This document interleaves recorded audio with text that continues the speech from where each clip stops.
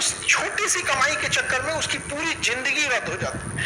4 साल 3-4 साल और पढ़ा दे अगर जॉब के लिए तो वो सेटल हो सकता है। कुछ लोग कहते हैं सरकारी ही जॉब। देखिए बात सरकारी प्राइवेट की नहीं है, आप जितना पढ़ लिए ना आपको सरकार, हम क्या कहते हैं आपका यूपीएससी बीपीएससी कोई के छोड़िए ना, आप समझ लीजिए आपका कहीं ना होता है, एक बात बता दूं, लेकिन आप रुकने वाले नहीं हैं। अगर एक नॉर्मल आदमी किसी प्राइवेट कंपनी में भी अगर जाता है तो जहां रहेगा वहीं पे थोड़ा बहुत ऊपर नीचे करेगा, लेकिन आप लोग रुकने वाले नहीं है। इतना वर्सटाइल पढ़े ना, जब आप इतिहास पढ़ सकते हैं, साइंस के स्टूडेंट हो गए इधर, वहां जाइएगा तो कहेगा ऊपर वाला सीनियर के पोस्ट में 6 महीना ना पढ़ ले, इसके जगह हम नहीं चले जाएंगे। तो पढ़ाई बस आपको जुनून देता है यहाँ पर, और सक्सेस तो होना ही है किसी ना किसी एक सेक्टर में। यहाँ पे जरूरी नहीं कि जो यूपीएससी के हैं आप यूपीएससी में ही हो जाएंगे, लेकिन वो खाली नहीं बैठेगा।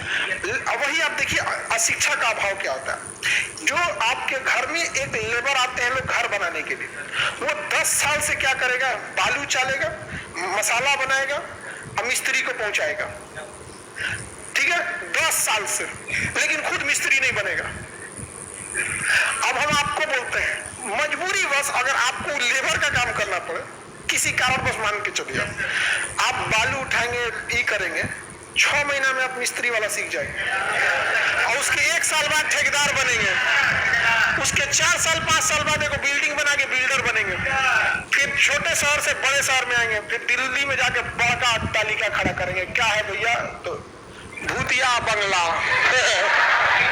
जो भी खड़ा करते। शिक्षा का यही फर्क पड़ता है, लेकिन लेबर में देखिए ना वो 5 साल 7 साल से वही काम कर रहा है, समझे ना। तो वो शिक्षा क्या है ना, शिक्षा एक ऐसी चीज होती है ना जो आपको मतलब ना संतोष करने नहीं देगी, और होना चाहिए और होना चाहिए। यहाँ पे समझ कि नहीं क्या सब चीज, इसलिए शिक्षा बहुत ज्यादा जरूरी है, इससे कभी मत भागिएगा लोग। थोड़ा 2 रोटी कम खाइए लेकिन पढ़िए, क्योंकि अगर 2 रोटी कम खा के पढ़ भी लिए तो जिंदगी भर ये कम नहीं खाना पड़ेगा, फिर समय आएगा आप दूसरे को खिला सकते हैं।